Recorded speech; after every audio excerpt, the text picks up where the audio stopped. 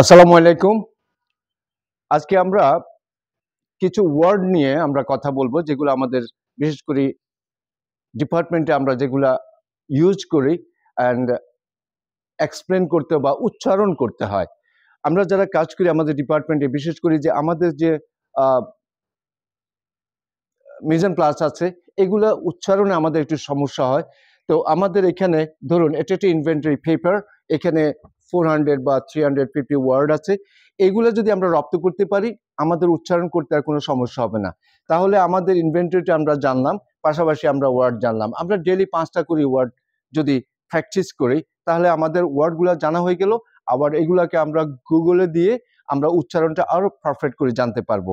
আর সবচেয়ে মজার ব্যাপার হলো যখন আমরা এটাকে হাতে নিয়ে কথা বলবো তখন আমরা বুঝবো এটা কি আর এটার উচ্চারণটা কি। প্রথমে বলবো এটা কি, টি সসার, বলেন টি টি সসার। অলরাইট, এটি কি ডিনার, আমরা বলবো ডিনার প্লেট, প্লেট। অলরাইট, এরপর আসি এটা কি হাফ প্লেট, আর আমরা বলি ডিজার্ট প্লেট। দুভাবে আমরা কথা বলে থাকি। এটি গেল, এটি কি বি। আমি যখন উচ্চারণ করব ঠিকঠাক মতো উচ্চারণ করব, B and B plate, bread and butter plate.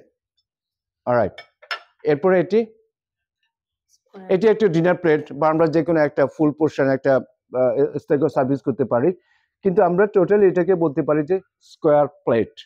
Right, তাহলে আজকে আমরা 5টা প্লেট দেখলাম, 5টা প্লেটের নাম শুনলাম।